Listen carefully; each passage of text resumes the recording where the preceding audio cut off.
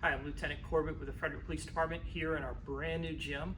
And the purpose of this video is to give you an orientation to the gym and to go over some safety tips and minimize injury. So here we have some TRX straps, or actually knockoffs of TRX straps. On the far wall there is a poster giving us an idea of some exercises we can do. The one thing I want to mention about this, it's connected to this end of the cable crossover machine because there are multiple weight stacks. We don't want to move this over to the other end. It's too light and you can topple the whole thing over. That would not be a good day. So one thing I want to tell you about our cable crossover machine you may not have seen before is how the height selector works. It's a two-part operation. So we would squeeze the trigger, press the pin here. Right now it's showing green, press it red, squeeze the trigger, and then that's how we make our height adjustment. So another thing that's different about all the weight stack equipment that we have in here is you don't see a selector pin. That thing that gets lost or broken or the hole doesn't line up anymore. Instead we have switches. So you just switch to select whatever weight you want to use, and that's the weight that's loaded. So all our cardio equipment have very similar consoles here. It's pretty self-explanatory. You have your speed and your incline adjustment here. You've got your pre-programmed workouts. You got a little fan there. You also have Bluetooth connection if you have one of the fitness watches. We have a place to connect. I'm supposed to tell you to always connect to the emergency shutoff. The one thing I will let you know is when you're concluding your workout, please don't use the emergency shutoff. Go ahead and use the stop button. The emergency shutoff requires a reset of the machine. It's just not good for it, so just use the stop button to turn it off. All right, same thing here for the elliptical. It's pretty intuitive. We do have an adjustable stride length feature. The one thing that's a little different about these from their as opposed to the treadmills is that they're self-generating. So it'll take a few seconds of movement before the console energizes. In other words, there's no plugging this into the wall. But once we're there, we can select our workout. We've got some workout selections here. We've got a level selection here, and we've got our stride length. The stride length adjusts from 20 inches to 28 inches, and you can do that either here or you can do it on the controls on the uprights. Got our heart rate monitors on all these machines. So the Stairmaster has the same console that you saw on the treadmills, same selections in terms of the buttons and so forth. The only thing I wanted to mention about the Stairmaster is if you're taller than me, 6 feet here, you may run into a little clearance issue. You may have to stay a little bit lower on the machine. So we have a rower and we have a bike. The rower is a knockoff of the Concept 2 that we commonly see in a lot of gyms. Virtually the same controls, same settings, squirrel cage fan, adjustable footrests, the grab bar here. One thing to point out is that it's always better to store our grab bar up here as opposed to down here in the holder, because it just takes a little more tension off the elastic. It's just a bungee cord inside the frame here. It takes a little more tension off that and helps it last a little bit longer.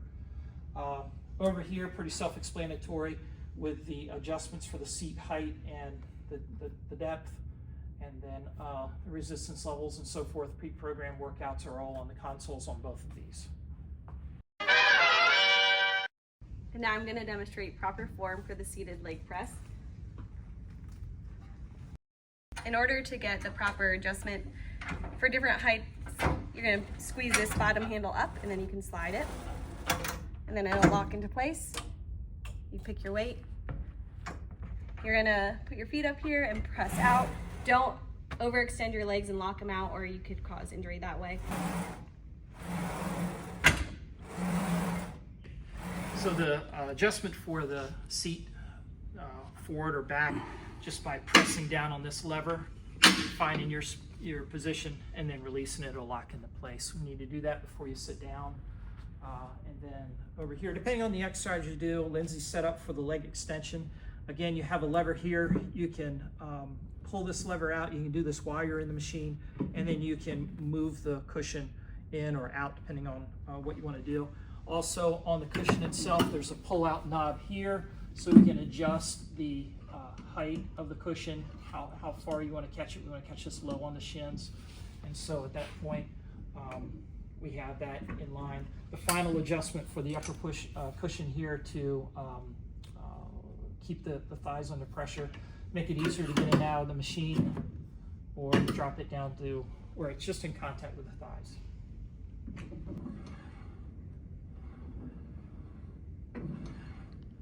So that was the leg extension. So now we're going to do the leg curl, working the hamstring. So again, we use this lever to make our adjustment, bringing it up to where it's comfortable, and it's on the back of the heels, back of the calf, between the heel and the calf.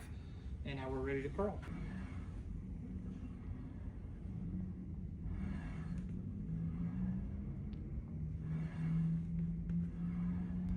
Officer Copp's going to demonstrate the proper form on the lat pull down machine. She's got her thighs tucked under the cushion, and you'll note that she's pulling the lat bar down to her upper chest with a slight back lean. We're not pulling behind the head to the neck. That's a really bad thing, bad for your shoulders, neck, everything. Officer Copp's going to demonstrate the proper form for the rowing machine here. And here you see she's got her chest arched forward instead of rounding the back, so she's able to use her lats to pull the weight back toward her. And here Officer Kopp is just showing us some pec work on the cable crossover, working on the pectorals. I was showing the proper form on a deadlift. This is a standard 45-pound bar. We've got clips on the end and weights loaded on here. You're gonna have your feet right underneath under your hips. Your shoelaces should be right underneath of the bar. We're gonna hinge at the hips, go down, hands should be just outside your shoulders, gonna have a nice flat back, your gaze is forward, and we're driving the earth away, lifting up. This is really more of a pushing from the earth motion more than it is a pulling. We don't wanna round our back. And the movement's complete when your hips are open at the top.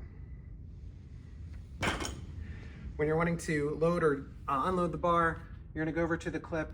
It's gonna come off like this, slide off, and then you'll slide the weight off, like so, and replace the weight back where it goes. All right, now we're gonna demonstrate the kneeling landmine press. We have a little buffer here on the bottom for the other side of the bar. We'll come down on one knee, opposite arm, and we're pressing out overhead. As you can see, the ball on the end of the barbell helps keep the movement, bar move nice. I'm gonna demonstrate the axle bar deadlift. We're gonna step inside, and it's gonna be a similar motion to the deadlift. Your feet are underneath your hips, you're gonna hinge at the hips. You're gonna grab that bar from the side, and we're gonna drive the earth away, stand all the way up at the top, come back down, keeping a nice flat back. I'm gonna demonstrate a bent over row using the Olympic barbell.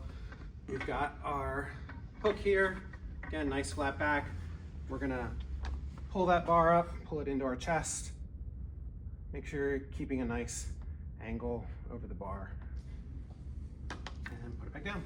The one thing we do want to mention about our deadlift platform, very expensive platform designed to insulate sound from below, but we still want to use strictly our rubber bumper plates on our deadlift platform, and we want to reserve the use of the steel plates. Even though they are covered in rubber, we want to reserve those for the use of the actual equipment. I'm gonna demonstrate the bench press now. You're gonna have your butt right here on the end of the seat. Nice 90-degree angle, come on, back down.